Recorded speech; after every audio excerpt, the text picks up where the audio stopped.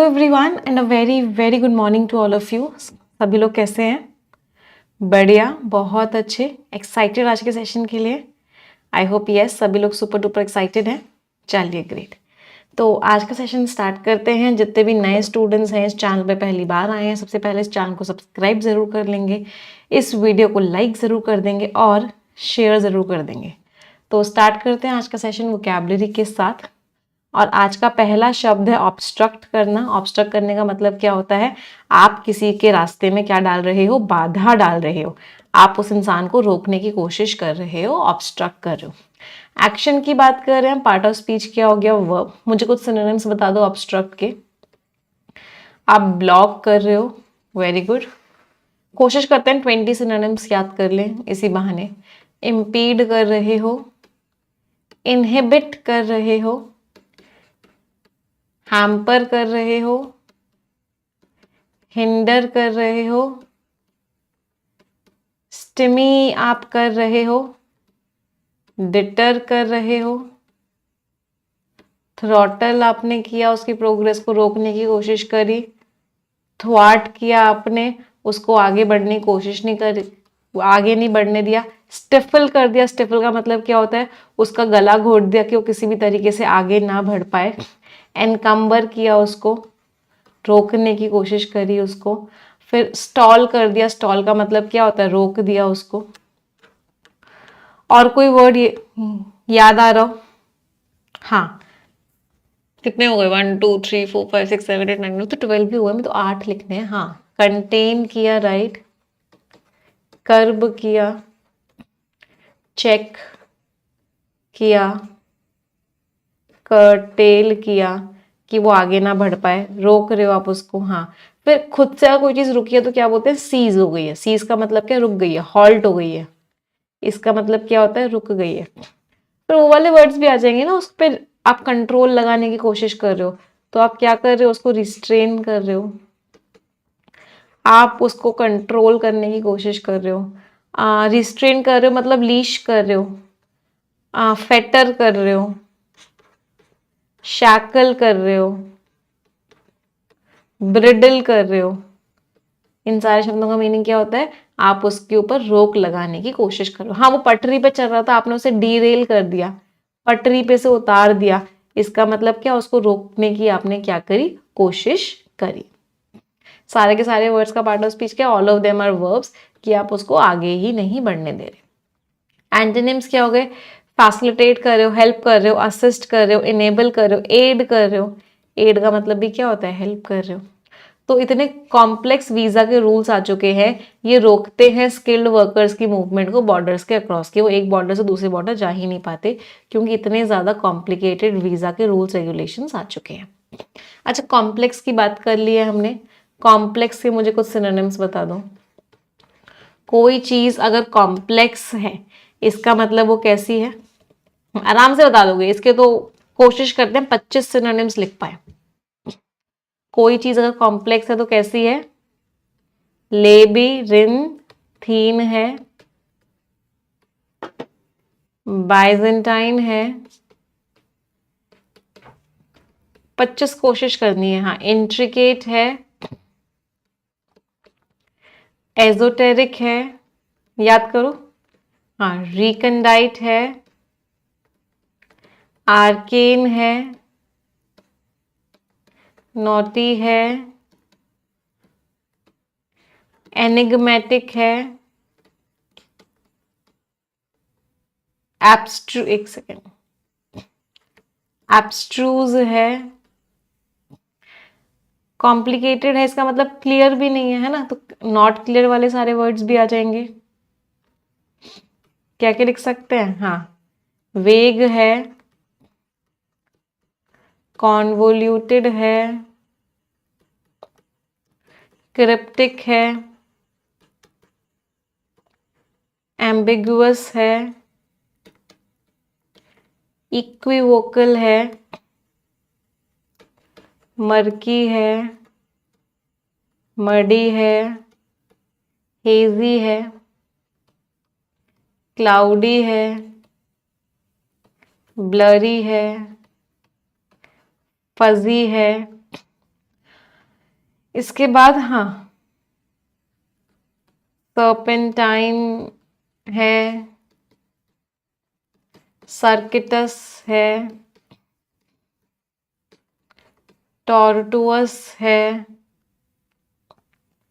हाँ, इन सारे शब्दों का मीनिंग क्या होता है कि वो चीज कैसी है, वो चीज बहुत ही ज्यादा कंफ्यूजिंग सी है। अच्छा, अब वो वाले सारे लिख लो आप। कौन से वाले सारे? परप्लेक्सिंग है, बिविल्डरिंग है, मडलिंग है। अपने आप को मैं हटा लेती हूँ। हाँ जी, बी फडलिंग है, गॉब स्मैकिंग है, फ्लमॉक्सिंग है, एस्टाउंडिंग है, स्टैगरिंग है। इन सारे शब्दों का मीनिंग क्या होता है कि वो चीज कैसी है, वो चीज बिल्कुल भी क्लियर नहीं है, बड़ी कंफ्यूजिंग सी। हाँ, गॉर्डियन नॉट लिखते हैं। गॉर्डियन नॉट का मतलब भी क्या होता है? बहुत ही कंफ्यूजिंग सी है, KNOT। टॉर्टुअस तो लिख दिया ना हमने। हाँ, फ्लैबरगास्टिंग है, राइट। याद हो गए आप लोगों को, है ना? हो गए 25, ज्यादा ही हो गए। चलो, अगले वर्ड पे आते हैं। सारे के सारे वर्ड्स का पार्ट ऑफ स्पीच क्या है? All of them are adjectives. चलो, अगले वर्ड पे आते हैं। ग्रम्पी। ग्रम्पी इंसान कौन सा होता है? ऐसा इंसान जो बहुत ही ज्यादा चिड़चिड़ा होता है, हर बात पे चिढ़ जाए, हर बात पे उसे गुस्सा आ जाए, उस इंसान को क्या बोलते हैं? ग्रम्पी। चलो, पहले मुझे ग्रम्पी के सिनोनिम्स बताओ।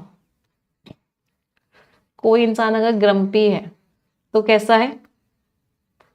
ग्राउची है। इसके भी कोशिश करते हैं, 20 लिख ले। पीविश है, पेट्यूलेंट है। कोशिश करते हैं, 20 लिख ले। देख पाते हैं, लिख पाते हैं। कैंटैक्रस है, टेस्टी है, इरास्केबल है। और कोई वर्ड याद आ रहा है? सल्की है, फ्रैक्शियस है, बहुत चिड़चिड़ा सा है। फिर वो वाले वर्ड्स आ जाएंगे, राइट। बेलिकोज है, बेलिजरेंट है, बहुत जल्दी से उसे गुस्सा आ जाता है। इर्कसम है, बहुत तेजी से उसे क्या आ जाता है? गुस्सा आ जाता है। एक्रिमोनियस है,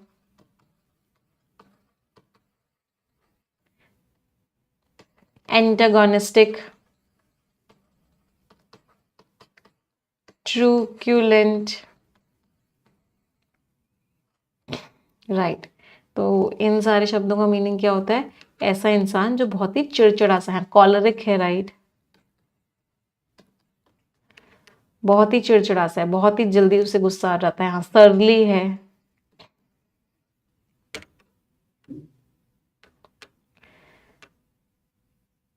कितने वर्ड्स हो गए? हो गए 20। 6 7 8 9 10 1 2 3 4 5 6 हुए। अभी 4 और चाहिए 20 के लिए। अच्छा, जब रिश्ते खराब हो जाते हैं, मतलब रिश्ते कड़वे होते हैं, उनको क्या बोलते हैं? कैसे रिश्ते हैं? एकर्बिक, vitriolic, right. वाइट्यूपरेटिव,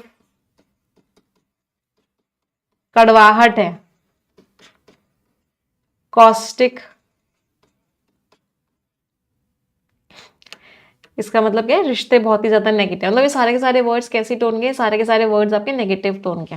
part of speech क्या हो गया इन सबका? ये सारे के सारे वर्ड्स आपके एडजेक्टिव। हम कॉम्बैटिव लिखना भूल गए आप, राइट। कॉम्बैटिव है, लड़ाकू है।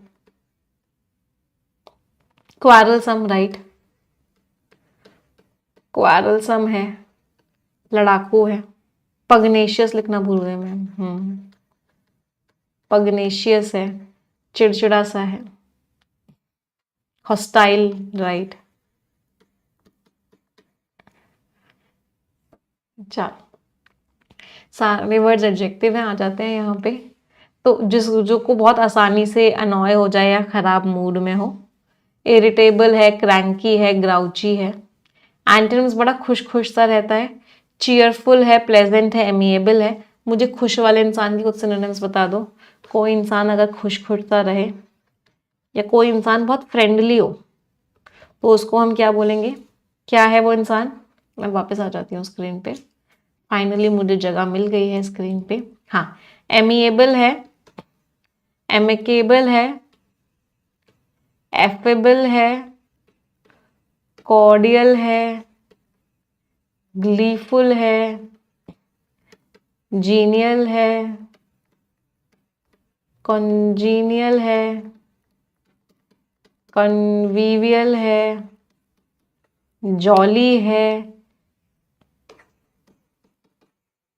फ्रेंडली है, ग्रेगेरियस है। ग्रेग रूट वर्ड का मीनिंग क्या होता है? ग्रेग रूट वर्ड का मीनिंग होता है फ्लॉक, तो जो लोग फ्लॉक में रहते हैं, मतलब जो लोग ग्रुप में रहते हैं। सोशिएबल है, तो ऐसा इंसान क्या है? ऐसे इंसान बहुत ही कैसे होते हैं? फ्रेंडली होते हैं, हमेशा अच्छा अच्छा बिहेव करते हैं सबके साथ। चलो, इन सब का ही पार्ट ऑफ स्पीच क्या था? All of them were adjective. तो जो ओल्ड मैन था वो हमेशा गुस्सा करता रहता था मॉर्निंग में अपनी कॉफी से पहले। अगला वर्ड पिवटल, लास्ट में एल लग रहा है, पार्ट ऑफ स्पीच क्या हो गया? एडजेक्टिव। कोई चीज अगर पिवटल है इसका मतलब क्या? बहुत इंपॉर्टेंट है, of crucial importance in relation to the development और सक्सेस ऑफ समथिंग। कोई चीज बहुत इंपॉर्टेंट है मतलब पिवटल है, क्रूशियल है, इसेंशियल है, की है, और क्या बोल सकते हैं? वाइटल है, और क्या बोल सकते हैं? इंडिस्पेंसिबल है, इम्पेरेटिव है, मोमेंटस है। इसका मतलब वो चीज बहुत ही ज्यादा इंपॉर्टेंट है। एंटोनिम्स इंपॉर्टेंट नहीं है, इनसिग्निफिकेंट है, कोई वैल्यू नहीं है, माइनर है, ट्रिवियल है, ट्रिफलिंग है। ट्रिफलिंग का मीनिंग क्या होता है? कोई वैल्यू नहीं है। पेटी है, कोई वैल्यू नहीं है, मामूली सी है। तो जो मैन्युफैक्चरिंग और कंस्ट्रक्शन सेक्टर्स हैं वो बहुत ही ज़्यादा इंपॉर्टेंट होते हैं वर्कफोर्स डिमांड के लिए, जीसीसी और ऑस्ट्रेलिया में।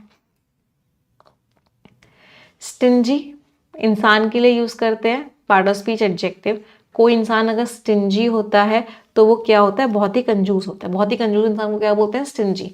अनविलिंग टू स्पेंड मनी और शेयर रिसोर्सेज, वो क्या करता है? पैसा खर्च ही नहीं करना चाहता। ऐसा इंसान क्या होता है? ऐसा इंसान स्टिंजी होता है। चलो इसके मुझे कुछ सिनोनिम्स बता दो। कोई इंसान अगर स्टिंजी है तो वो क्या है? मिजरली है, टाइट फिस्टेड है, पार्सिमोनियस है, और कोई वर्ड याद आ रहा हो? क्लोज फिस्टेड भी बोलते हैं, टाइट फिस्टेड, क्लोज फिस्टेड भी बोलते हैं, निगर्डली भी बोलते हैं। इसका मतलब क्या है? कंजूस है। पार्सिमोनियस यहाँ लिखा हुआ, पेन्योरियस भी बोल देते हैं। पेन्योरियस वैसे गरीब को भी बोलते हैं। पेन्योरियस वर्ड के दो मीनिंग्स होते हैं, एक मीनिंग होता है गरीब और एक मीनिंग क्या होता है? एक मीनिंग होता है कंजूस। फिर और क्या बोलते हैं? एक और फ्रेज सा होता है पेनी पिंचिंग। पेनी पिंचिंग का मतलब भी क्या होता है? जो एक एक पैसा बचाए, इसका मतलब वो क्या हो? बहुत ही ज्यादा कंजूस हो। और क्या बोलते हैं बहुत ही ज्यादा कंजूस को? कुछ ना इसके इडियम्स देखते हैं पैसे से रिलेटेड, है ना। एक तो होता है living hand to mouth. Living hand to mouth का मतलब क्या होता है? ऐसा इंसान जो बहुत ही गरीबी में रह रहा है, सिर्फ उतना ही कमा पा रहा है कि उसकी भूख मिट जाए, तो ऐसा इंसान क्या होता है? ऐसा इंसान कैसे रह रहा होता है? Living hand to mouth. फिर एक होता है make both ends meet. Make both ends meet का मतलब क्या होता है? खर्चों को पूरा कर पाना। तो आज के टाइम पे it has become very difficult to make both ends meet. बहुत मुश्किल हो गया है दोनों एंड्स को मिलाना, मतलब खर्चों को पूरा करवाना बहुत ही ज्यादा मुश्किल हो चुका है। अच्छा, फिर कुछ वर्ड्स ऐसे होते हैं, कोई चीज अगर सस्ती होती है, उसके पैसे बहुत कम है, तो वो चीज कैसी है? फ्रूगल है। क्या है? थ्रिफ्टी है। क्या है? इकोनॉमिकल है। इन तीनों का मतलब क्या होता है?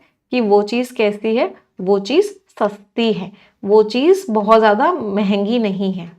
ये वर्ड्स भी बहुत बार एग्जाम में आते हैं, फ्रूगल, थ्रिफ्टी और इकोनॉमिकल। डिफरेंस पता है सभी को इकोनॉमिक और इकोनॉमिकल में? इकोनॉमिक का मतलब क्या होता है? Related to economy. और इकोनॉमिकल का मीनिंग क्या होता है? वो चीज कैसी है? वो चीज सस्ती है। अगला वर्ड है प्रेवेलेंस, लास्ट में ENCE लग रहा है। पार्ट ऑफ स्पीच क्या हो गया? नाउन। प्रेवेलेंट इसका एडजेक्टिव फॉर्म होता है। कोई चीज अगर बहुत ही कॉमन है तो वो कैसी है? प्रेवेलेंट है। चलो मुझे प्रेवेलेंट की कुछ सिनोनिम्स बता दो। अगर वो चीज बहुत कॉमन है तो आप क्या क्या बोल सकते हो? वो कैसी है? रैम्पेंट है, राइफ है, वेरी गुड। यूबिक्विशियस है, यूबिक्विशियस में सब जगह प्रेजेंट है। ओमनी प्रेजेंट है। ओमनी प्रेजेंट में रूट वर्ड क्या होता है? ओमनी। दो रूट वर्ड्स होते हैं, ओमनी और पैन। दोनों शब्दों का मीनिंग क्या होता है? ऑल। कोई चीज अगर सब जगह है। और क्या बोल सकते हैं? परवेसिव है। परवेसिव इज सब जगह फैली हुई है। एक इडियम भी यूज कर लेते हैं, अ डाइम अ डजन। तो कोई चीज अगर अ डाइम अ डजन है मतलब 1 पैसे में 12 मिल रही है, इसका मतलब क्या है? वो चीज कैसी? बहुत ही कॉमन है, सब जगह मिल रही है। बहुत ही कॉमन है मतलब अ डाइम अ डजन है। तो prevalence the condition of being wide spread और कॉमनली अकरिंग, सब जगह वो चीज है। यूबिक्विटी है, डोमिनेंस है, फ्रिक्वेंसी है, मीन्स बहुत कॉमन है वो चीज। कैसी है? बहुत कॉमन है, बहुत फ्रिक्वेंट है। एंटोनिम्स रेयर है, इनफ्रिक्वेंसी है, स्कैरसिटी है, मीन्स बहुत ही ज्यादा ना के बराबर है। तो इस समय ऑटोमेशन सब जगह हो गया, सब जगह मशीन्स का यूज किया जा रहा है। तो जो ऑटोमेशन है इसका जो प्रेवलेंस है, जितना फैल गया है, ये ग्लोबल जॉब मार्केट्स को रीशेप कर रहा है। उसको क्या कर रहा है? उसको चेंज कर रहा है। हाँ, ऑल एनकम्पासिंग का मतलब क्या होता है? सब चीज को कवर करने वाला। All encompassing is what? कोई चीज जो हर चीज को कवर कर ले। हाँ, कमी को और क्या कह सकते हैं? पॉसिटी कह सकते हैं, राइट। किसी चीज की पॉसिटी है मतलब कमी है। डर्थ है किसी चीज का मतलब कमी है। इन दोनों शब्दों का मीनिंग क्या होता है? लैक है उस चीज का। अगला वर्ड है यूलोजाइज करना। ईयू उसमें रूट वर्ड है। ईयू और बेनी दो शब्द होते हैं आपके रूट वर्ड्स, जिनका मीनिंग क्या होता है? गुड। कैको और मेला आपके दो शब्द होते हैं जिनका मीनिंग होता है बैड। तो अगर आप किसी को यूलोजाइज कर रहे हो, इसका मतलब आप क्या कर रहे हो? आप उसकी तारीफ कर रहे हो। मैं स्क्रीन पे हूं ना? नहीं हूं? चलो आ गई मैं स्क्रीन पे। हाँ, मुझे तारीफ करने के कुछ वर्ड्स बता दो। आप उस इंसान को प्रेज कर रहे हो, वेरी गुड। अपलॉड कर रहे हो, कमेंट कर रहे हो, कॉम्प्लीमेंट कर रहे हो। यूलोजाइज तो यहाँ पे लिखा ही हुआ है। ई के 3 वर्ड्स और पढ़े हैं हमने। आप उसको एक्सल्ट कर रहे हो, आप उसको क्या कर रहे हो? ई वाले वर्ड्स कौन से थे? हाँ, एक्सटॉल कर रहे हो। एक ई का वर्ड और था, हाँ, एग्जॉल्ट कर रहे हो। इन तीनों ई वाले शब्दों का मतलब क्या होता है? कि आप उस इंसान की क्या कर रहे हो? आप उस इंसान की भर भर के तारीफ कर रहे हो। जो एक्सल्ट वर्ड है ना, ये हल्का सा इसका मीनिंग अलग होता है, मतलब आप बहुत खुश हो। आप बहुत खुश हो इसलिए उसकी बहुत ज्यादा तारीफ कर रहे हो। इनका मीनिंग डायरेक्टली होता है तारीफ करना। फिर लॉर्ड कर रहे हो मतलब ग्लोरीफाई कर रहे हो उस इंसान को। एक्लेम कर रहे हो। फिर एक वर्ड होता है वेनरेट करना। वेनरेट करने का मतलब क्या होता है? आप उस इंसान को बहुत रिस्पेक्ट कर रहे हो, रिस्पेक्ट में उसकी तारीफ कर रहे हो। दैट मीन्स क्या कर रहे हो? वेनरेट कर रहे हो, आप उसको हेल कर रहे हो, राइट। बहुत तारीफ कर रहे हो। टू प्रेज समवन, एक्शन की बात कर रहे हैं। पार्ट ऑफ स्पीच क्या हो गया? वर्ब। एक स्पीच राइटर में कमेंट करना, एक्सटॉल करना, ग्लोरीफाई करना। एंटोनिम्स क्या हो गए? एंटोनिम्स इज क्रिटिसाइज करना, बुराई कर रहे हो, कंडेम कर रहे हो, डिनाउंस कर रहे हो। तो प्रोफेसर की तारीफ की गई, क्यों?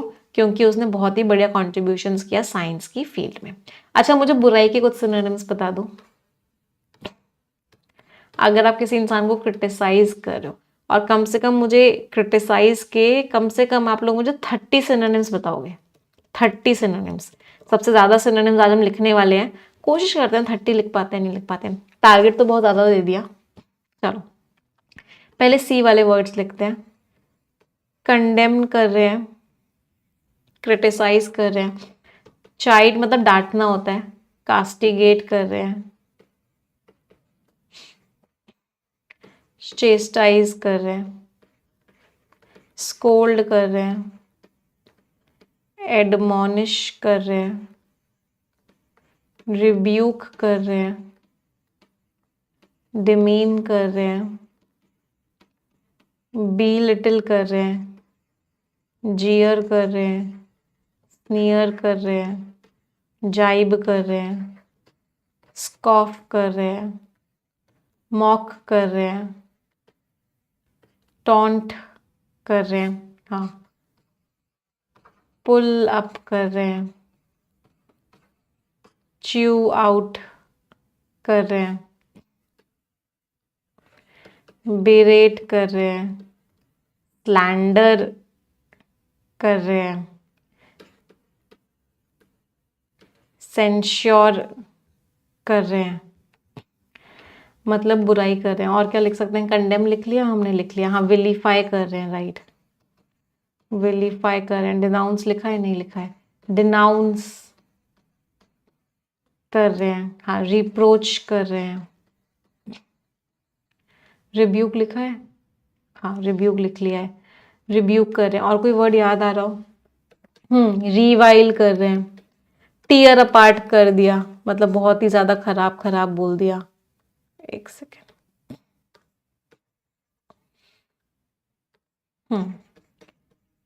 टीयर अपार्ट, इंसल्ट कर दिया, डिस्पैरेज कर दिया, मतलब क्या करी? उसकी भर भर के बुराई करी। और क्या कर रहे हैं? हाँ, रिडिक्यूल कर रहे हैं, भर भर के उसकी बुराई कर रहे हैं। और स्लैंडर लिख लिया, डीफेम लिखा है? डीफेम कर दिया उसको, भर भर के उसकी बुराई कर दी। रीड द राइट एक्ट नहीं लिखा ना? हाँ, read the right act. Call out करने का मतलब भी क्या होता है? उसकी बुराई करी, डेनिग्रेट करना, राइट, उस इंसान की क्या करना? खूब सारी बुराई करना। और कोई वर्ड याद आ रहा हो?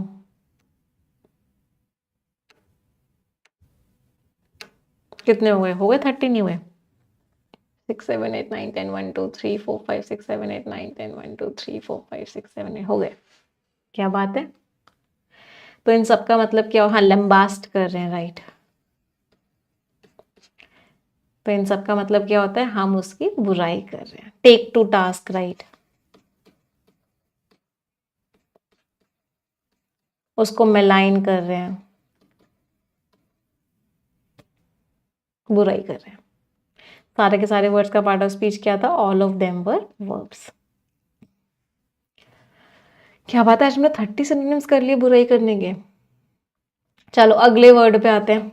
The next word is Insidious. Last में OUS लग रहा है, पार्ट ऑफ स्पीच क्या हो गया? एडजेक्टिव। इंसीडियस मतलब कोई इंसान आपके लिए खतरनाक है, धीरे धीरे मूव कर रहा है, बहुत छुप छुप के मूव कर रहा है, लेकिन आप पे नुकसान पहुंचा देगा। आपके लिए वो क्या है? खतरनाक है, स्नीकी है, सटल है, ट्रेचरस है, खतरनाक है। खतरनाक की बात हो गई तो मुझे डेंजरस वर्ड के सिनोनिम्स बता दो। चलो डेंजरस की भी कोशिश करते हैं। 30 तो मुझे मुश्किल लग रहे हैं, चलो कोशिश करते हैं। 20 तो कर ही ले, कम से कम कोशिश करेंगे कि 30 भी कर ले। चलो, कोई चीज अगर डेंजरस है तो कैसी है? पेरिलस है, जियोपार्डस है, ट्रेचरस है, हजार्डस है, डेडली है। कोशिश करते हैं 30 की ना, पता नहीं हो पाएंगे नहीं हो पाएंगे, लेट्स ट्राई। डेडली है, लीथल है, फैटल है, इंसीडियस है, मेनेसिंग है, थ्रेटनिंग है, इंटिमिडेटिंग। एक सेकेंड, क्या है? इंटिमिडेटिंग है। इन मैं अपने आप को पहले एक बार सारा साइड कर लेती हूँ, because I will require space. Intimidating है, रिस्की है, नोक्शियस है, इनेमिकल है, और कोई वर्ड याद आ रहा हो? प्रिकेरियस कह सकते हैं, राइट। प्रिकेरियस है मतलब कभी भी कुछ भी हो सकता है, अनसर्टेन है, टॉक्सिक है, राइट, वेनमस है,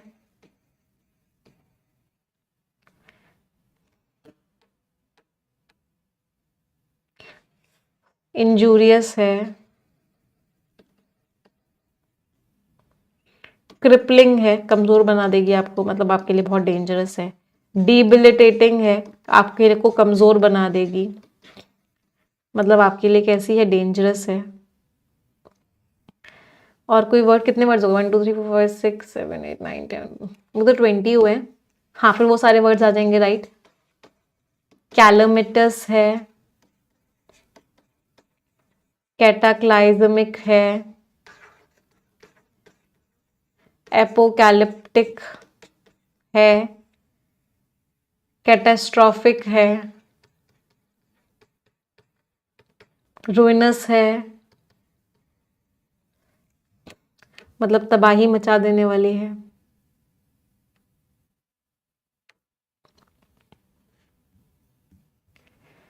और कोई वर्ड किसी को याद आ रहा हो जो हमने नहीं लिखा हो? मैम डेलेटेरियस, डेट्रीमेंटल नहीं लिखा, राइट। डेलेटेरियस है, डेट्रीमेंटल है, मीन्स नुकसान पहुंचाने वाली है। हो गए होंगे 30 आई थिंक। 1 2 3 4 5 6 7 8 9 10 1 2 3 4 5 6 7 8 9 10 1 2 3 4 5 6 7 8। दो और बता दो, दो और बता दो, फिर हमारा टारगेट पूरा हो जाएगा।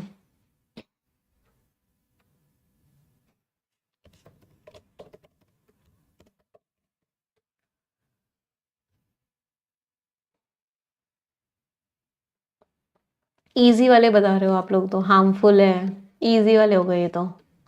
रिस्की है, अनसेफ है, हाँ एक idiom, right, snake in the grass है। अभी हमने कुछ दिन पहले वो कैब वाली वीडियो में पढ़ा भी था, याद है? वो कैब शॉर्ट्स जो आ रहे हैं, स्नेक इन द ग्रास है, मतलब कैसी है, खतरनाक है। मैम नेस्टी है, नेस्टी का मतलब क्या होता है, खराब है। परनिशियस नहीं लिखा हमने, लिखा होगा परनिशियस, नहीं लिखा। परनिशियस है, खतरनाक है, नेफेरियस है, राइट, नेफेरियस है, खतरनाक है, विक्शियस है, राइट, विक्शियस है, खतरनाक है। वर्ड्स याद हो गए आप लोगों को। बेलफुल है, राइट, वेरी गुड। मैम फिर वो वाले सारे वर्ड्स भी तो रह गए, मेलिग्नेंट है, मेलेवोलेंट है, मेलिशियस है, ईविल है। इन सारे शब्दों का मीनिंग क्या होता है? वो चीज खतरनाक है, डेंजरस है। 30 से ज्यादा करवा दिया आप लोगों ने। एंटोनिम्स क्या हो गए? ऑब्वियस है, स्ट्रेट फॉरवर्ड है, ऑनेस्ट है, मतलब सामने है आपके, आपके लिए कोई पीछे से खतरा नहीं है। तो जो डिसीज थी वो छुप छुप के खतरनाक मैनर में आगे बढ़ रही थी, बहुत सारे लोग उसको नोटिस ही नहीं कर पाए। अगला वर्ड है अपरूट कर देना, एक्शन की बात कर रहे हैं, मतलब जड़ से उखाड़ देना। To pull something out of the ground और to remove someone from the home और पोजिशन, जड़ से उखाड़ दिया आपने उस चीज को, डिस्प्लेस कर दिया, इरेडिकेट मिटा दिया, रिमूव कर दिया, बड़ा प्यारा वर्ड होता है इरेडिकेट का, ऑब्लिटरेट कर देना। ऑब्लिटरेट करने का मतलब क्या होता है? जड़ से उखाड़ देना। और एक फ्रेजल वर्ब होती है डू अवे विद, इसका मीनिंग क्या होता है? छुटकारा पाना, get rid of something. Antonyms आपने प्लांट किया है, सेटल किया है, स्थापित किया है उसको। तो जो वॉर थी उसने हजारों फैमिलीज को उनके घरों से हटा दिया, जिसकी वजह से उनको अपने घरों से, अपने होमलैंड से भागना पड़ा। आज तो हो गए होंगे 100 से ज्यादा वर्ड्स। कोई चीज अगर सोबरिंग है, इसका मतलब वो चीज कैसी है, बहुत ही सीरियस है। सीरियस का एक बड़ा प्यारा सिनोनिम होता है, बहुत बार एग्जाम में आता है, वो कैसी है, ग्रिम है। क्या है, ग्रेव है वो चीज। कैसी है वो चीज, सॉम्बर है, मीन्स बहुत ही सीरियस है। आपको बड़ा ही सीरियस फील हो रहा है उसके बारे में सोच सोच के। मतलब अच्छा, ये जो ग्रेव वर्ड होता है ना, इसके दो मीनिंग्स होते हैं। एक तो जब एडजेक्टिव का ये रोल प्ले कर रहा होता है, ये सोबरिंग भी एडजेक्टिव है, ये सारे एडजेक्टिव्स हैं, तब इसका मीनिंग क्या होता है, तब इसका मीनिंग होता है कि वो चीज़ बहुत ही सीरियस है। और ग्रेव एक नाउन का रोल भी प्ले करता है, तब इसका मतलब क्या होता है, कब्र है किसी की। ग्रेवयार्ड को क्या बोलते हैं, कब्रिस्तान बोलते हैं। सही लिखा है ना मैंने, कब्र, कब्रिस्तान बोलते हैं ग्रेवयार्ड को। तो दोनों मीनिंग्स आपको पता होने चाहिए। सिनोनिम सीरियस है, थॉट प्रोवोकिंग है, अलार्मिंग है, चिंताजनक है, ग्रिम है, ग्रेव है, सॉम्बर है, सोलेम भी कह सकते हैं, राइट। सीरियस है, डायर है, राइट, डायर भी बोल सकते हैं, मतलब वो चीज़ कैसी है, बहुत ही सीरियस है। एंटोनिम्स रीअश्योरिंग है, कंफर्ट देने वाली है, कैजुअल है। कंफर्टिंग के अब सारे वर्ड्स आ जाएंगे, मैं लिखवा नहीं रही हूँ। सारे वर्ड सुकून देने वाले कौन से होते हैं, मिटिगेटिंग, मॉलिफाइंग, प्लेकेटिंग, पैलिएटिंग, याद आ रहे हैं सारे, प्रोपिशिएटिंग, वो सारे वर्ड्स आ जाएंगे। तो जो रिपोर्ट की जो फाइंडिंग्स थी गरीबी के लेवल्स पे, वो बहुत ही ज़्यादा क्या थी, सोबरिंग थी, सीरियस थी। इंट्रिकेट के अभी बहुत सारे वर्ड्स पढ़ लिए। पार्ट ऑफ स्पीच क्या है, एडजेक्टिव। कोई चीज़ इंट्रिकेट है, इसका मतलब वो कैसी है, बहुत ही कॉम्प्लिकेटेड है, बहुत डिटेल्ड, कॉम्प्लिकेटेड है, complicated, complex, elaborate. Antonym simple है, स्ट्रेट फॉरवर्ड है, इजी है। तो इतनी कॉम्प्लिकेटेड सी डिज़ाइन थी मशीन की, उसमें बहुत ही ध्यान देना पड़ा। वन वर्ड सब्स्टिट्यूट, आपने किसी चीज़ को त्याग दिया, आपने किसी चीज़ को त्याग दिया मतलब आपने क्या कर दिया, उस चीज़ को एब्डिकेट दे दिया। कैसे याद कर रहे थे, अब दे दी कैट। अब दे दी कैट का मतलब क्या, आपने अपनी बिल्ली को त्याग दिया। एब्डिकेट कर दिया मतलब, मैं इसके वर्ब फॉर्म की बात करूं तो रेलिंक्विश कर दिया।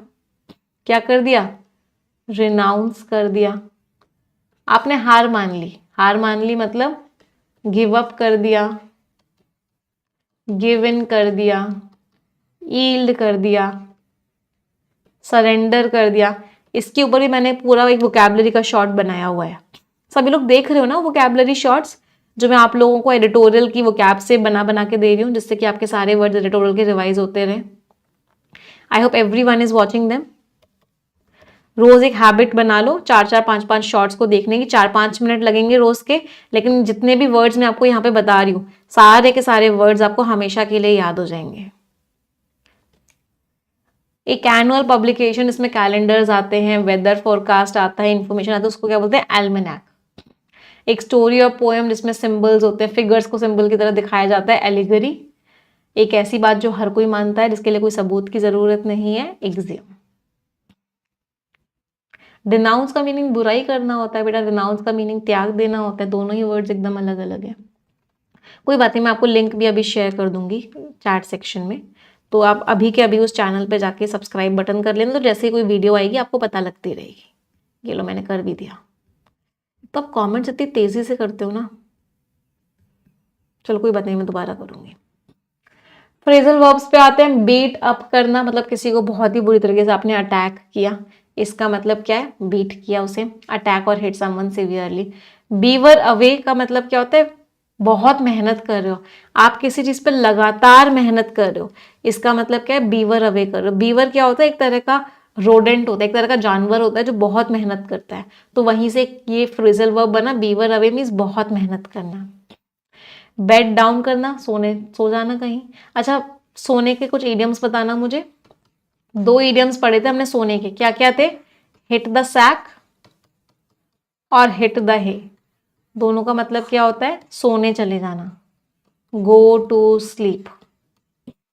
बेल्ट आउट करना, बहुत तेज तेज गाना बजाना, मीन्स बेल्ट आउट करना। इडियम्स एंड फ्रेजेस पे आते हैं। इन ओवर वंस हेड, मतलब कोई चीज आपके हेड में है और बहुत आपके सर को पूरा सर को आपका लगा लिया, मतलब बड़ी कंफ्यूजिंग सी, डिफिकल्ट सी है। तो आप एक ऐसी सिचुएशन में इन्वॉल्व हो जो बहुत ही मुश्किल है हैंडल करना। In the nick of time टाइम, बिल्कुल लास्ट मोमेंट पे, just in time, at the last possible moment. तो कोई काम किसी ने in the nick of time किया है, मतलब बिल्कुल लास्ट मोमेंट पे किया है।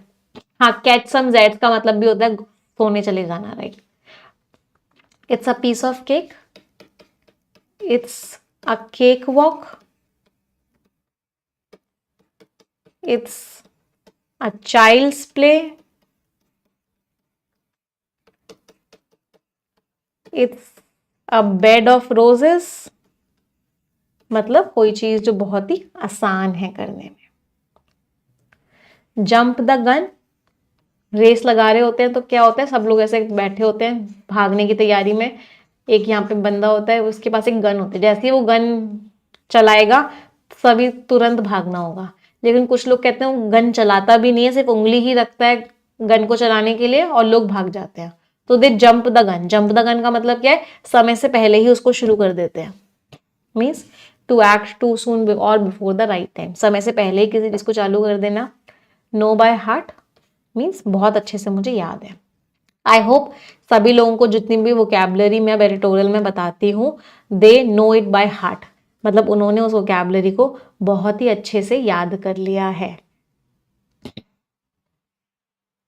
चलो आ जाते हैं आज के आर्टिकल पे। बहुत ही प्यारा आर्टिकल हम पढ़ने वाले हैं, बट उससे पहले मैं रिक्वेस्ट करूंगी, 4100 students are watching but 4100 likes नहीं है, तो एक बार तुरंत के तुरंत सभी लोग सेशन को लाइक कर देंगे, तुरंत की तुरंत। टैलेंट की कमी है, दुनिया भर के चैलेंज की बात करने वाले हैं और इंडिया की अपॉर्चुनिटी की बात करने वाले हैं कि इंडिया के पास क्या अवसर है। चलो पहले आप पढ़ेंगे फिर हम समझाएंगे। Read it everyone.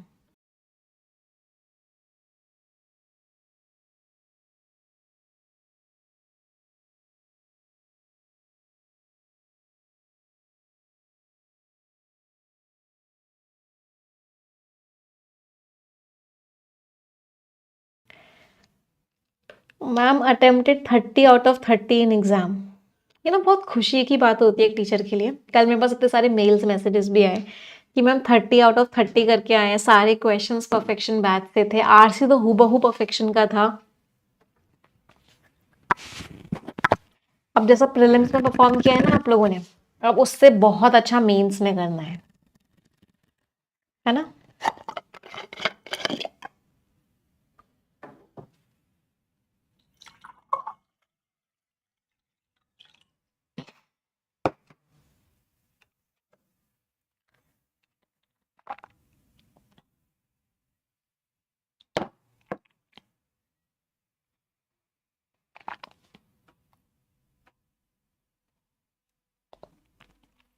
चलिए देखते हैं ऑथर क्या कह रहे हैं। द ग्लोबल लेबर मार्केट, जो दुनिया भर के जो लेबर मार्केट है, does not seem to be future ready, वो फ्यूचर के लिए तैयार नहीं है। No one has the crystal ball, किसी के पास ये क्रिस्टल बॉल नहीं। आपने देखा कुछ लोग होते हैं ऐसे क्रिस्टल की बॉल होती है, उससे लोगों का फ्यूचर बता रहे होते हैं, ये बॉल को ऐसे ऐसे हाथ घुमा रहे होते हैं और फ्यूचर बता रहे होते हैं। तो ऑथर ने बोला किसी के पास फ्यूचर बॉल नहीं है, किसी के पास क्रिस्टल बॉल नहीं होती, सब झूठ है कि वो फ्यूचर को बता पाए। फ्यूचर नहीं बता सकते, but it can be safely said, लेकिन इस बात को हम बहुत सेफली कह सकते हैं, बड़े अच्छे से कह सकते हैं, मतलब सही तरीके से कह सकते हैं that the skills needed in, कि जो स्किल्स ज़रूरी हैं 2030 में वो बहुत डिफरेंट होंगी उन स्किल से जो स्किल्स हमारे पास आज हैं। This is a challenge for the entire world, ये पूरी दुनिया के लिए चैलेंज है, and an opportunity for India, और इंडिया के लिए एक बहुत ही बड़ा अवसर है। एक रीसेंट फिकी केपीएमजी की स्टडी आई, ग्लोबल मोबिलिटी, मोबिलिटी का मतलब क्या होता है, मूवमेंट, तो दुनिया भर में जो मूव कर रही है, या इंडियन वर्कफोर्स, तो जो हमारे लोग हैं जो दुनिया भर में मूव कर रहे हैं, इस स्टडी ने एस्टिमेट किया कि दैट बाय 2030 तक जो डिमांड है स्किल्ड वर्कर्स की वो बढ़ जाएगी सप्लाई से, मतलब जितने इंडियन वर्कर्स हैं उससे ज़्यादा उनकी डिमांड आएगी, जिसकी वजह से टैलेंट शॉर्टेज होगा, टैलेंट की कमी होगी। कितने लोगों की टैलेंट, कितने टैलेंट का शॉर्टेज होगा, 85.2 मिलियन लोगों। कमी होगी। ये जो ग्लोबल स्किल्स शॉर्टेज है, ये जो दुनिया भर में स्किल्स की कमी है, कुड रिजल्ट इन, इससे क्या हो सकता है, estimated $8.45 trillion unrealised annual revenue हो सकता है 2030 तक। मतलब ये रेवेन्यू इसको हम एनालाइज ही नहीं कर पाएंगे, पा ही नहीं पाएंगे, क्योंकि शॉर्टेज है लोगों की। इक्विवेलेंट टू, और जो किसके बराबर है, जो कि बराबर है अगर हम जीडीपी कंबाइन कर लें जर्मनी और जापान दोनों का, ऐसा स्टडी कहती है। फॉर इंडिया, इंडिया के लिए चैलेंज क्या है और अवसर भी क्या है, is to grab as large a slice of the 8.45 trillion pie as soon as possible. तो इंडिया के लिए चैलेंज भी यही है, अवसर भी यही है कि ये जो 8.45 ट्रिलियन डॉलर का जो गैप आ रहा है इस पाई में से, इस पूरे के पूरे में से जितना बड़ा हम शेयर ले सकें वो ले लें। इस पाई में से एक स्लाइस, जितनी बड़ी स्लाइस ले सकें, पाई को केक मांग लो, इस केक की जितनी बड़ी स्लाइस ले सकें, मतलब इस अमाउंट का जितना बड़ा शेयर ले सकें। ग्रैब का मतलब क्या होता है, अपने कंट्रोल में ले सके और जितना जल्दी ले सके। एड्रेसिंग दिस चैलेंज, इस चैलेंज को एड्रेस करने के लिए, इस चैलेंज को रिजॉल्व करने के लिए हमें टारगेटेड स्ट्रैटेजीज की ज़रूरत होगी। हमें ऐसी स्ट्रैटेजीज बनानी होंगी जो बिल्कुल टारगेटेड होंगी। हमें बाहर से कोऑपरेशन की ज़रूरत होगी और प्रोएक्टिव पॉलिसी इंटरवेंशन, और पहले से ही हमें कदम उठाना पड़ेगा, ऐसे स्टेप्स लेने होंगे जिससे कि हम ऑप्टिमाइज कर सकें और अच्छा से अच्छा कर सकें वर्कफोर्स की मोबिलिटी को, कि हमारे लोग बाहर जाके काम कर सकें, एंड इकोनॉमिक प्रोडक्टिविटी को, और प्रोडक्टिविटी भी बढ़ सके। एट द नेशनल लेवल, अगर हम कंट्री के लेवल की बात करें, the need of the hour, समय की ज़रूरत क्या है, समय की ज़रूरत है इज़ अ प्रॉपरली, कि अच्छे से कोऑर्डिनेटेड एफर्ट हो, मिलजुल के काम करे, सरकार भी काम करे, प्राइवेट सेक्टर में काम करें, और जो बाकी के स्टेक होल्डर्स हैं, स्टेक होल्डर्स कौन होते हैं, जिनके ऊपर डायरेक्टली और इनडायरेक्टली इम्पैक्ट पड़ता है किसी चीज़ का, उनको बोलते हैं स्टेक होल्डर्स।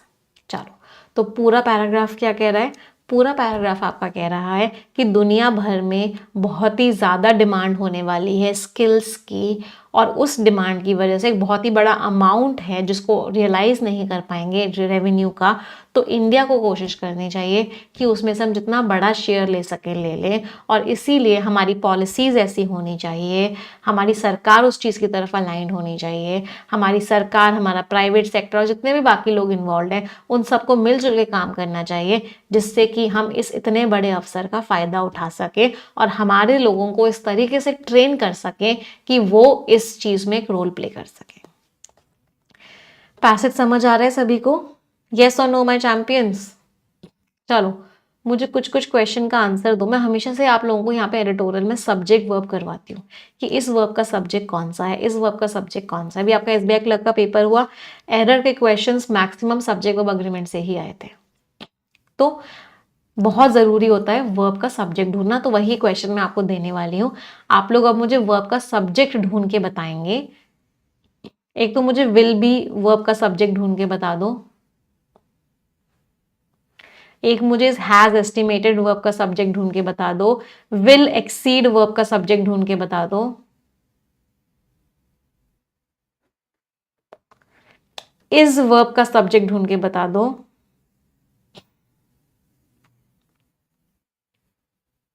रिक्वायर्स वर्ब का सब्जेक्ट ढूंढ के बता दो,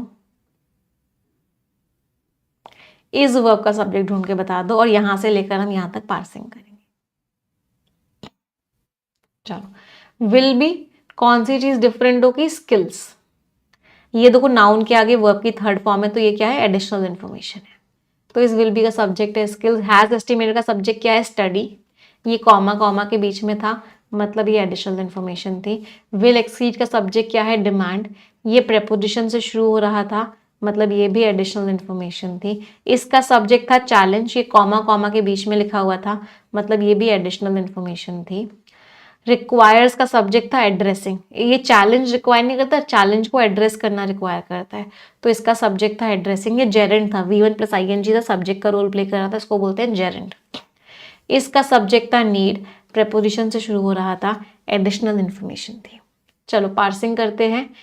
एट प्रेपोजिशन हो गया, द आर्टिकल हो गया, नेशनल एडजेक्टिव हो गया, लेवल नाउन हो गया, द आर्टिकल हो गया, नीड नाउन हो गया।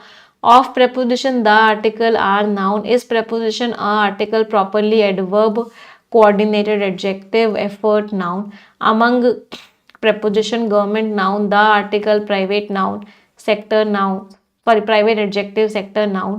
एंड कंजंक्शन अदर एडजेक्टिव और स्टेक होल्डर्स क्या हो गया, नाउन। कितने लोगों के सारे आंसर्स ठीक निकले? I hope many of you. चलो नेक्स्ट पैराग्राफ पढ़ेंगे।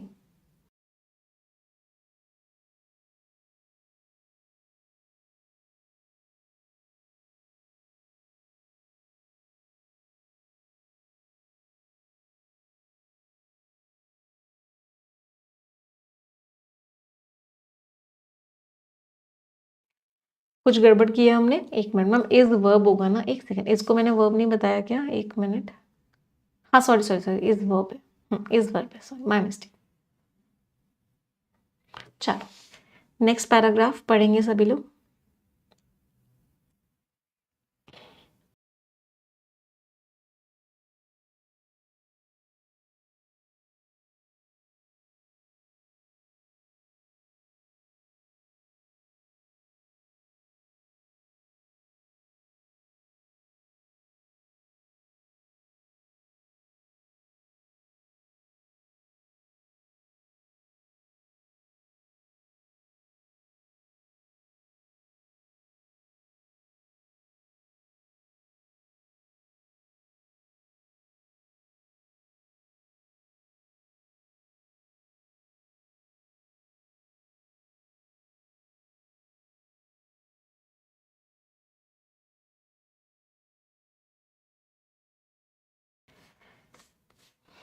चलिए देखते हैं ऑथर क्या कह रहे हैं।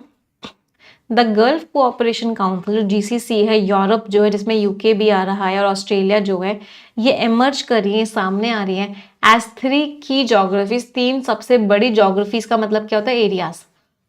की का मतलब इंपॉर्टेंट, तो ये 3 सबसे इंपॉर्टेंट एरियाज बन रहे हैं जहाँ पे वर्कफोर्स मोबिलिटी, वर्कफोर्स का जो लोग, वर्कफोर्स में जो लोग काम करते हैं, मोबिलिटी इज मूवमेंट, तो वर्कफोर्स का मूवमेंट क्या होगा, क्रिटिकल होगा, इंपॉर्टेंट होगा। टैलेंट का शॉर्टेज जो है, जो स्किल्स की शॉर्टेज है, will neither be uniform across all regions, ऐसा नहीं होगा कि वो सब जगह सेम होगी। यूनिफॉर्म का मतलब क्या, सेम होगी, ना ही ऐसा होगा कि वो सिमिलर पैटर्न्स फॉलो करेगी, सेम पैटर्न्स फॉलो करेगी। ईच ऑफ दीज रीजन्स, इनमें से हर एक रीजन में अलग अलग स्पेसिफिक वर्कफोर्स डिमांड होंगी, इस रीजन के हिसाब से लोगों की डिमांड होगी।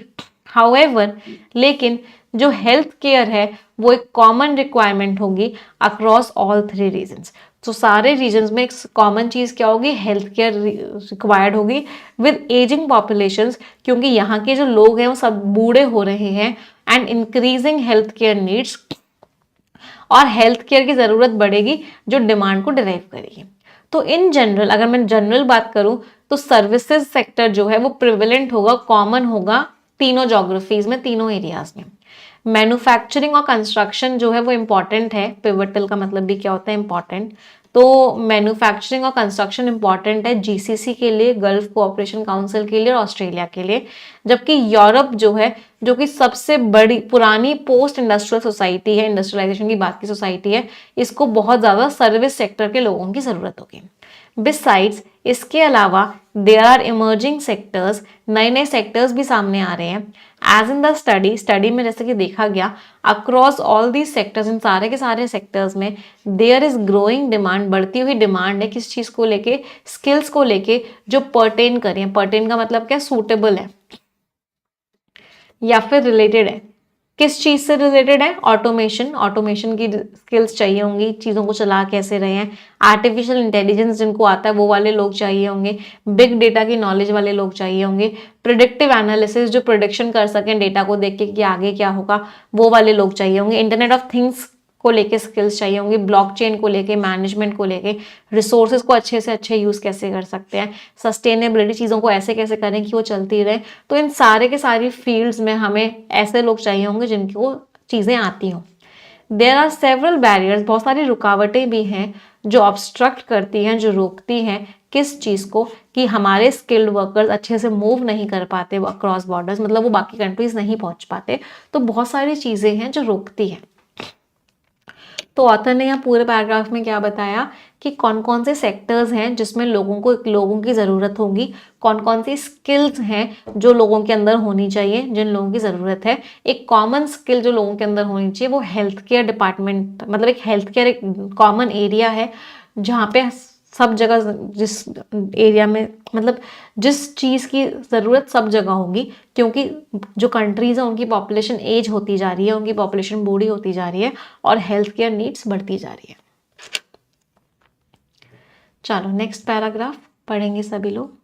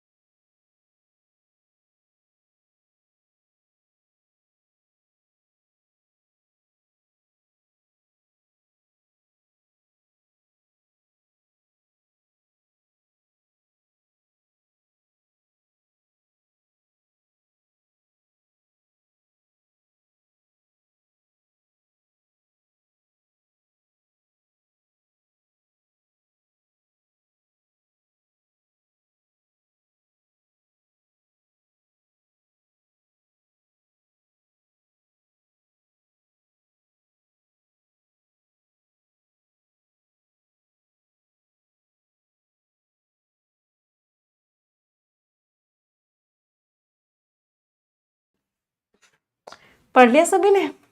चलो, सम ऑफ दीज आर, इनमें से कुछ प्रॉब्लम्स क्या है, प्रॉब्लम्स की बात कर रहे थे, तो क्या प्रॉब्लम्स है, रेगुलेटरी है, रूल्स रेगुलेशंस वाली है, और इमिग्रेशन बैरियर्स हैं। इमिग्रेशन का मतलब क्या है, वो लोग चाहते ही नहीं कि हमारे लोग वहां पर जाए, बहुत ही कॉम्प्लिकेटेड वीजा के प्रोसेसेस हैं। स्ट्रिंजेंट मीन्स स्ट्रिक्ट, बहुत ही स्ट्रिक्ट वर्क परमिट रेगुलेशंस है, मतलब इतने स्ट्रिक्ट रूल्स बनाए हुए हैं जो हिंडर करते हैं। हिंडर का मतलब क्या होता है, स्ट्रिक्ट, ऑब्स्ट्रक्ट करते हैं, रोकते हैं स्किल्ड माइग्रेशन को, कि लोग जा ही नहीं पाते। और रिक्रूटमेंट की भी मैल प्रैक्टिसेस होते हैं, रिक्रूटमेंट में भी खराब प्रैक्टिसेस होती हैं। मैल प्रैक्टिस मीन्स खराब प्रैक्टिसेस। ट्रैफिकिंग होती है, लोगों को जबरदस्ती ले जाया जाता है। एक्सप्लॉयटेटिव रिक्रूटमेंट प्रैक्टिसेस होते हैं, ऐसी प्रैक्टिसेस होते हैं जो लोगों का फायदा उठाती हैं।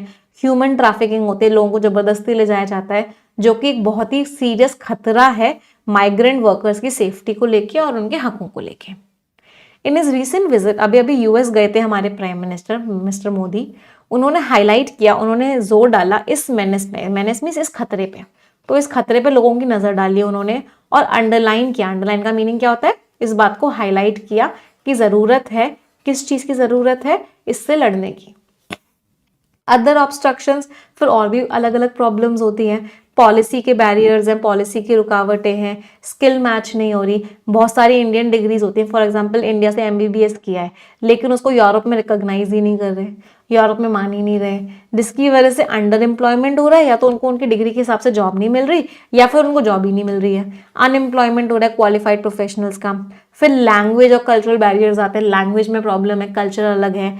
इंटीग्रेशन चैलेंजेस आते हैं, हमारे लोग वहाँ का हिस्सा नहीं बन पाते। लैंग्वेज प्रोफिशिएंसी में प्रॉब्लम आती है, वहाँ के लोगों की लैंग्वेज नहीं सीख पाते अच्छे से, कल्चर को अडाप्ट नहीं कर पाते, कल्चर के हिसाब से अपने आप को एडजस्ट नहीं कर पाते। इस सब की वजह से क्या होता है, जो हमारे लोग हैं उनकी एफिशिएंसी इंपैक्ट होती है और प्रोडक्टिविटी इंपैक्ट होती है, वो अच्छे से काम नहीं कर पाते। तो पूरे पैराग्राफ का मेन आइडिया क्या है? पूरे पैराग्राफ में ऑथर ने प्रॉब्लम्स बताई कि क्या क्या प्रॉब्लम्स हैं। प्रॉब्लम्स बहुत सारी हैं, वहाँ के लोग चाहते नहीं हैं कि माइग्रेंट्स वहाँ पर आएँ, बहुत स्ट्रिक्ट रूल्स हैं, वीज़ा नहीं मिलता है, वर्क परमिट नहीं मिलता है, फिर लैंग्वेज प्रॉब्लम होता है, कल्चर प्रॉब्लम होता है, फिर डिग्रीज हमारी रिकग्नाइज नहीं होती हैं वहाँ पे। तो ये सारी की सारी प्रॉब्लम्स हैं जो हमारी वर्क फोर्स फेस करती है जब वो दूसरी कंट्री में जाती है। समझ आया सभी को? बहुत ही प्यारा पैसेज था, है ना, इंफॉर्मेटिव था, एनालिटिकल था। क्वेश्चंस पर आएंगे, देखते हैं कितने लोगों को पैसेज समझ में आया। अगर पैसेज समझ में आया तो क्वेश्चंस के आंसर्स आपके ठीक निकलने चाहिए।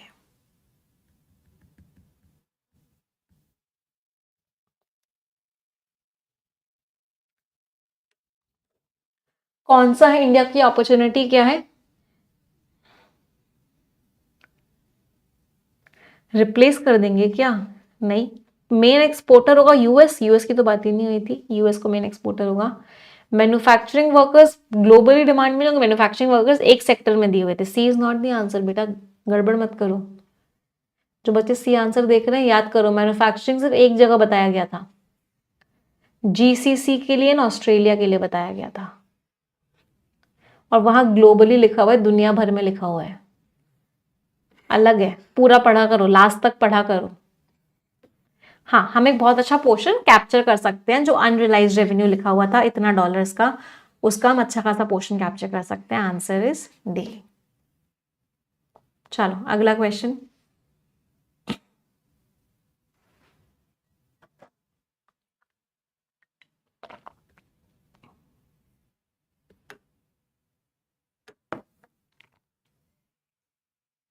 इनमें से कौन सा मेंशन नहीं है एक बहुत बड़े बैरियर की तरह?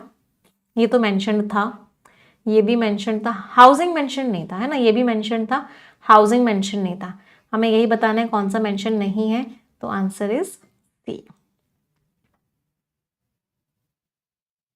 Next question.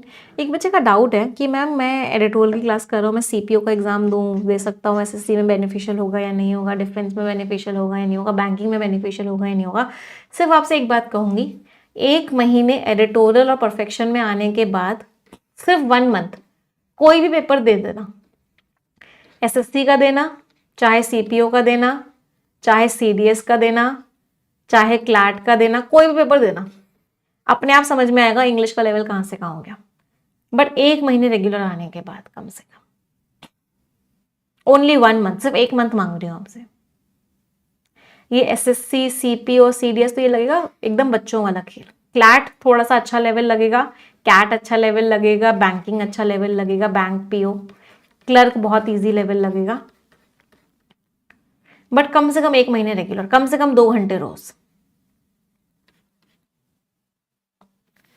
इंटरनेशनल कोऑपरेशन का क्या रोल है?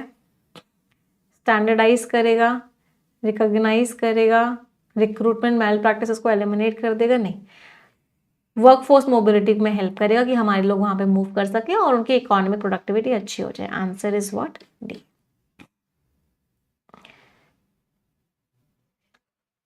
एक्सपोनेंशियल लेवल पे चेंजेस होंगे, राइट शीतल। चलो आ जाते हैं स्किमिंग पे। अभी हमने रीडिंग करी, ऊपर ऊपर से पढ़ा, हम स्किमिंग, सॉरी अभी हमने रीडिंग करी, डिटेल में पढ़ा, अब हम स्किमिंग करेंगे, ऊपर ऊपर से पढ़ेंगे। परफेक्शन क्या है सब कुछ लास्ट में बताऊंगी, अभी यहाँ पे फोकस करेंगे सभी लोग। स्किमिंग का मतलब क्या होता है? ऊपर ऊपर से पढ़ना।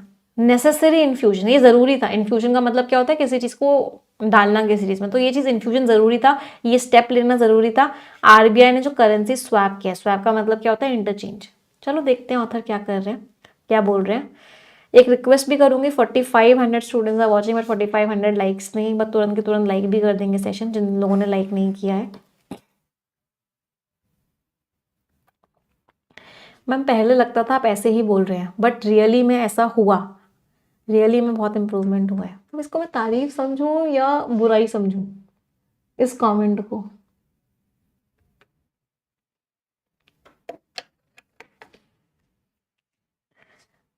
I am confused.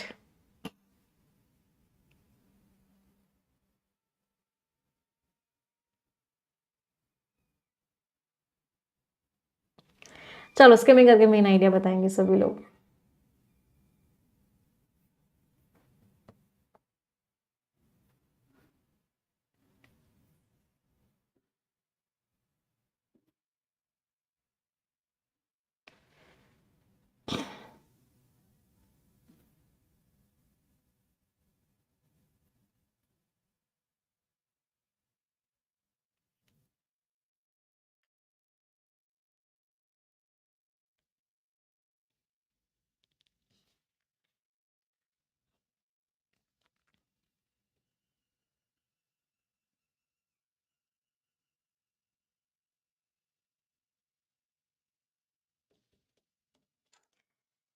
चलो क्या कह रहे हैं, ऊपर ऊपर से पढ़ेंगे।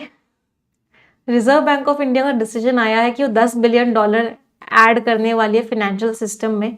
इस ऑक्शन से एक कदम, एक टाइमली मेजर है जो प्रॉब्लम्स को सॉल्व करेगा। प्रॉब्लम्स क्यों है? क्योंकि इंडियन स्टॉक मार्केट से फॉरेन कैपिटल्स बाहर जा रही हैं, मतलब लोग पैसा निकाल रहे हैं। इन्वेस्टर्स को यूएस में ज़्यादा अच्छा रिटर्न मिल रहा है तो यहाँ से पैसा निकाल के यूएस में डाल रहे हैं। और फिर मिस्टर डोनाल्ड ट्रंप बोल भी रहे हैं कि वो टैक्स कट कर देंगे, और जो लड़ाइयाँ भी चल रही हैं, यूएस का डॉलर स्ट्रांग होता जा रहा है। तो ये दूसरा इन्फ्यूजन है 1 महीने से कम में। पहले बैंक ने इतना पैसा डाला था, अब ये जो किया है इसका 3 साल का ड्यूरेशन है। कंबाइंड इफेक्ट से क्या हुआ कि इतना ज़्यादा पैसा बैंकिंग सिस्टम में आ चुका है, जैसे जैसे लेंडर्स जो है अपने डॉलर रिजर्व्स को डिपॉजिट कर रहे हैं आरबीआई के साथ रुपीस के एक्सचेंज में, एक प्रीमियम पे। ऊपर ऊपर से पढ़ा है हमने, गहराइयों में नहीं पढ़ा। तो हमको सिर्फ मेन आइडिया ये समझ में आया है कि आरबीआई ने पहले एक स्वैप ऑक्शन की हेल्प से कितना पैसा डाला था, $5 बिलियन डाला था। फिर उसके बाद आरबीआई ने, है ना, January 31 को फिर कितना डाल दिया, $10 बिलियन और डाल दिया। तो इतना आरबीआई ने पैसा डाला। इसका रीज़न क्या है? इसका रीज़न ये है बेसिकली, हमारे यहाँ से प्रॉब्लम क्या हो रही है कि लोग ना, जो फॉरेन क्लाइंट्स थे, जो फॉरेन कंपनीज थी, वो पैसा बाहर निकाल रही थी और यूएस में डाल रही थी। इसकी वजह से क्या हो रहा था, यूएस का डॉलर स्ट्रांग हो रहा था, इंडियन रुपी गिर रहा था लगातार। इंडियन रुपी क्या कर रहा था, गिर रहा था। तो इस चीज को रोकने के लिए आरबीआई ने ये चीज की है, जिससे कि जो लिक्विडिटी कंसर्न्स हैं वो खत्म हो जाए और हमारी इकोनॉमी में पैसे का फ्लो बढ़ता रहे। Next paragraph.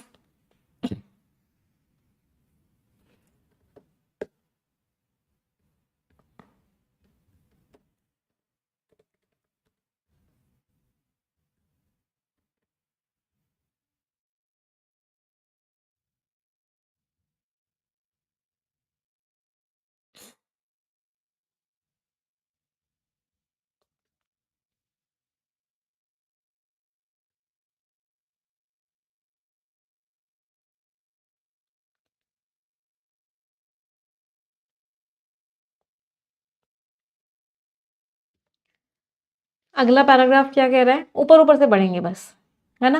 Currency swap tools होते हैं जो सेंट्रल बैंक्स यूज करती हैं। इनका मकसद होता है कि रुपी स्टेबल हो जाए, लिक्विडिटी कंस्ट्रेंट्स कम हो जाए, इन्फ्लेशन से भी लड़ सकें। इतना पैसा जो आरबीआई ने डाला है ये उस डेफिसिट को कम करने के लिए है। दूसरी बार है जो आरबीआई ने ऐसा किया है, पहला 2019 में किया था। ये भी तब आया था जब मिस्टर ट्रम्प का फर्स्ट टर्म चल रहा था। लेकिन 2019 में और इस बार में फर्क क्या है कि 2019 में फॉरेन एक्सचेंज रिजर्व्स राइज कर रहे थे, लेकिन इस बार सिचुएशन और चैलेंजिंग है। इसके बीच में रुपी बहुत गिर गया है, इसको भी क्रॉस कर चुका है। तो पूरे पैराग्राफ का मेन आइडिया क्या है कि रुपी गिरता जा रहा है, रुपी की वैल्यू गिरती जा रही है। 2019 में भी आरबीआई ने ऐसा ही कदम लिया था, लेकिन उस समय इतनी प्रॉब्लम नहीं थी जितनी प्रॉब्लम है 2025 में हुई है। तो 2024-25 के टाइम पे रुपये बहुत ज़्यादा गिर चुका है, 85 रुपीज़ पर डॉलर मार्क को भी क्रॉस कर चुका है। इसलिए आरबीआई को एक ऐसा कदम उठाना पड़ा है जिससे कि रुपये क्या हो जाए, स्टेबल हो जाए। Last paragraph.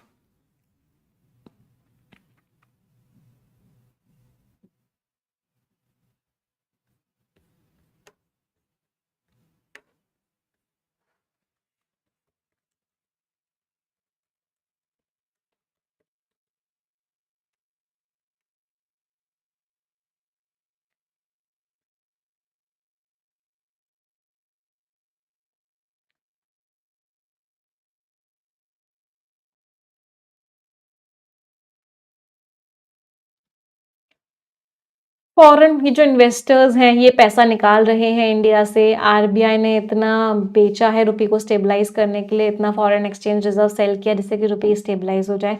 इन कंडीशंस में जो अभी करेंसी स्वैप किया है ये बहुत ज़रूरी था। इंडियन बैंक्स को अब इसके ऊपर कैपिटलाइज करना चाहिए, इसको यूज़ करना चाहिए, लोगों को लोन्स ज़्यादा से ज़्यादा देने चाहिए जिससे कि कैपिटल इन्वेस्टमेंट की जो साइकिल है, एम्प्लॉयमेंट जनरेट होता रहे, लोगों की सैलरीज बढ़ती रहे, कंज्यूमर डिमांड बढ़ी रहे। इससे क्या होगा, इंडिया का जीडीपी बढ़ जाएगा। हालांकि अभी प्रॉब्लम्स चल रही हैं। तो बेसिकली मेन आइडिया यही है कि फॉरेन इन्वेस्टर्स इंडिया से पैसा बाहर निकाल रहे हैं यूएस में लगा रहे हैं, जिसकी वजह से रुपये गिरता जा रहा है। तो इंडियन बैंक ने, रिजर्व बैंक ऑफ इंडिया ने जो कदम लिया है, इससे बाकी बैंक्स को भी यूज़ करना चाहिए। बाकी बैंक्स को, लोगों को लोन्स आसानी से देने चाहिए। लोन सस्ते मिलते हैं लोगों को, तो मार्केट में फ्लो ऑफ मनी बढ़ता है। मार्केट में जब फ्लो ऑफ मनी बढ़ता है तो क्या होता है, लोग खर्चा खूब सारा करते हैं क्योंकि उनके पास पैसा आ जाता है। लोन सस्ते मिल रहे हैं लोगों को, तो लोग लोन ज़्यादा से ज़्यादा लेंगे, ज़्यादा से ज़्यादा खर्चा करेंगे। ज़्यादा से ज़्यादा खर्चा करेंगे तो कंपनीज को अपना सामान, प्रोडक्शन ज़्यादा से ज़्यादा बढ़ाना पड़ेगा। कंपनीज प्रोडक्शन बढ़ाएंगी तो एम्प्लॉयमेंट जनरेट होगा, लोगों की सैलरीज बढ़ेंगी, कंज्यूमर डिमांड बढ़ी रहेगी। तो ये सब चीज़ें चलती रहें जिससे कि इंडिया का जीडीपी भी बढ़ जाए। क्वेश्चंस देखते हैं। लोग इंडियन स्टॉक मार्केट से पैसा बाहर क्यों निकाल रहे हैं? क्योंकि उनको लग रहा है यूएस में ज़्यादा रिटर्न अच्छा मिलेगा। ट्रंप जी आ गए हैं, यूएस का कल्याण होगा और यूएस में ज़्यादा उनको अच्छा रिटर्न मिलेगा, इसलिए वो लोग क्या कर रहे हैं, इसलिए वो लोग पैसा बाहर निकाल रहे हैं इंडिया से। आंसर बताओ। इन्वेस्टर्स को अच्छे रिटर्न्स मिल रहे हैं यूएस में। Next question. आरबीआई ने ये कदम क्यों उठाया? प्राइमरी रीजन क्या था आरबीआई के डिसीजन का? रुपये को वो स्टेबलाइज कर सके। Answer is what? Answer is. मजा आया आज के सेशन में सभी को? चलो देखते हैं कितने इडियम्स आपको याद हुए। इन ओवर वंस हेड मतलब आप एक बहुत ही डिफिकल्ट सिचुएशन में फंसे हुए हो। In the nick on time, last moment पे एकदम। पीस ऑफ केक बहुत इजी है। जंप द गन, बहुत जल्दी किसी काम को कर लेना। नो बाय हार्ट, रट लेना किसी चीज को, मग अप कर लेना। EBDANC। Scores everyone. 10 शब्द हैं, इनमें से 3 वर्ड्स का मीनिंग सभी लोगों को कमेंट में लिखना है। आप सभी की जिम्मेदारी है कि आप कम से कम 3 वर्ड्स का मीनिंग कमेंट में लिखेंगे ही लिखेंगे। It's your responsibility. हर कोई अपनी जिम्मेदारी पूरी करेगा।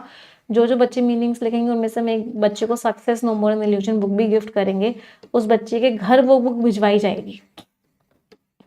तो मेक श्योर करेंगे सभी लोग कि कम से कम 3 वर्ड्स का मीनिंग कमेंट में लिखें ही लिखें। हर किसी को लिखने हैं। हाँ, अब जो बच्चे परफेक्शन बैच के बारे में पूछ रहे थे, तो परफेक्शन बैच बेटा एक मस्ट वॉच बैच है। इस बात को मैं गारंटी के साथ कह सकती हूँ कि अगर आपने एडिटोरियल और परफेक्शन की आदत बना ली रोज, एडिटोरियल में आप रीडिंग कर रहे हो, वो कैब कर रहे हो, परफेक्शन में आप उसी जो रीडिंग कर रहे हो, जो वो कैब कर रहे हो, उसी का एप्लीकेशन सीख रहे हो कि उसको क्वेश्चंस में कैसे लगाते हैं। तो ये दोनों अगर मिल गए साथ में तो ऐसा कोई क्वेश्चन नहीं होगा जो आपको नहीं आता होगा एग्जाम में। क्यों बच्चे अभी एसबीआई क्लर्क के प्रीलिम्स में 28, 29, 30 करके आए, फुल मार्क्स करके आए। परफेक्शन बैच वाले बच्चों के लिए इंग्लिश बहुत ही ईजी थी, हद से ज़्यादा ईजी थी। 15-16 मिनट में पूरा पेपर हो गया। अभी वो मेंस का पेपर देंगे, बहुत ईजी लगेगा। द रीज़न इज कि वो 2 घंटे रोज इंग्लिश को दे रहे हैं। तो मेक श्योर करो कि आप 2 घंटे रोज इंग्लिश को दो। ये आपको यस ऑफिसर पे बैच मिलेगा। अभी 40% का डिस्काउंट भी चल रहा है। पूरे 1 साल की क्लासेस मिलेंगी, सारी रिकॉर्डेड, सारी लाइव क्लास मिलेंगी। मतलब जितनी भी मेरी क्लासेस होती हैं सब मिलेंगी। ऐसे अलग अलग से कोई बैच नहीं लेना पड़ता। एक ले लिया मतलब सब कुछ मिलेगा। और इनफैक्ट अभी तो 40% का डिस्काउंट भी चल रहा है। 24 तारीख के लास्ट डेट है आज इसकी। इसके बाद आपको ये डिस्काउंट नहीं मिलेगा। अच्छा, आज से परफेक्शन बैच में एरर डिटेक्शन की क्लासेस भी स्टार्ट हो रही हैं। तो आज ये वाला पूरा हफ्ता हम एरर डिटेक्शन को देने वाले हैं परफेक्शन की क्लासेस में। तो जितने बच्चों की ग्रामर वीक है वो परफेक्शन बैच को आज के आज ही ज्वाइन कर लेंगे। Ma'am it was a cake walk for us. चलो बहुत बहुत बढ़िया बेटा। अब मेंस का एग्जाम भी आपके लिए केक वॉक होना चाहिए, है ना। प्रीलिम्स तो निकाल लिया, अब मेंस पे इतना मेहनत करेंगे। एसबीआई पीओ भी आ रहा है। एसबीआई पीओ का प्रीलिम्स मेंस दोनों पे बहुत मेहनत करेंगे। एसबीआई क्लर्क है ही आपके पास, बहुत मेहनत करेंगे हम ना बाकी एग्जाम्स पे भी। अच्छा, आपको सिर्फ इंग्लिश पढ़नी है तो आप यस ऑफिसर पे जाके एक्सक्लूसिव सब्सक्रिप्शन लोगे निमिषा बंसल का, ठीक है। अगर आपको सारे सब्जेक्ट्स पढ़ने हैं तो आप प्रीमियम सब्सक्रिप्शन लोगे स्पेसिफिकली बैंकिंग के लिए। देखो ये तो सब एग्जाम्स के लिए है, क्योंकि इंग्लिश सेम ही होती है, इंग्लिश अलग अलग नहीं होती। तो अगर सिर्फ इंग्लिश पढ़नी है और किसी एग्जाम की तैयारी कर रहे हो तो ये ले लो एक्सक्लूसिव। अगर सारे सब्जेक्ट्स पढ़ना, स्पेसिफिकली बैंकिंग की तैयारी करनी है तो प्रीमियम सब्सक्रिप्शन ले सकते हो। इसमें कोड आपका निमिषा लगेगा मैक्सिमम डिस्काउंट के लिए। और कोई दिक्कत, दुविधा, परेशानी, ये टेलीग्राम चैनल्स है, इनको ज्वाइन कर लो। यहाँ सारे PDF, सारी मैगजीन्स मिल जाएंगी। कोई डाउट, कोई क्वेरी होती है हमें इस नंबर पे व्हाट्सएप करके पूछ लेना, या इस वीडियो के डिस्क्रिप्शन में एक फॉर्म है, उस फॉर्म को फिल कर दें। टीम आपको कॉल करिए, आपके सारे डाउट्स एंड क्वेरीज का आंसर देगी। वोकैबुलरी वाला चैनल मैंने पिन कर लिया है, अभी के अभी मैं वेट कर रही हूँ, अभी के अभी सब लोग इस चैनल पे जाएंगे और सब्सक्राइब करेंगे तुरंत के तुरंत, और एक आदत बनाएंगे रोज 4-5 वीडियोस देखने की इस चैनल की। जितनी वोकैबुलरी यहाँ ट्यूटोरियल में करवा रही हूँ सारी रिवाइज करवा रही हूँ, सारी वोकैब रिवाइज हो रही है उस चैनल पे, और मुश्किल से 3-4 मिनट लगेंगे रोज, बस रोज 3-4 मिनट में आपकी रोज की रोज सारी वोकैबुलरी रिवाइज हो जाएगी। एक ऐसा, अच्छा एक आपसे एक सजेशन भी लेना था मुझे, जैसे ही मैंने वोकैब को रिवाइज करने वाला चैनल बनाया है, क्या आप चाहते हैं ग्रामर को रिवाइज करने वाला भी चैनल बनाया जाए, जिसमें आपको मैं रोज के रोज 1 या 2 ग्रामर के रूल्स बताऊं और 1 या 2 ग्रामर के एरर डिटेक्शन के क्वेश्चंस बताऊं जो एग्जामिनेशंस में रेगुलरली आ रहे हैं। तो ये भी चीज़ मुझे बता देना कि जिस तरीके से वोकैब का चैनल बना है, ऐसा एक ग्रामर का भी मैम चैनल होना चाहिए जिसमें रोज रूल्स रिवाइज हो, रोज एरर डिटेक्शन के क्वेश्चंस हो। तो वो मेहनत बहुत लगती है इस तरह की चीज़ों को चलाने में, बहुत एफर्ट्स लगते हैं। तो अगर आप बोलोगे कि मैम आपको बहुत बेनिफिट होगा, तभी मैं उस ग्रामर वाले चैनल को स्टार्ट करूंगी। तो एक बार मुझे कमेंट में बता देना, ठीक है। चलो सेशन को एंड करते हैं। Thank you everyone, bye bye, take care, stay blessed and Tata.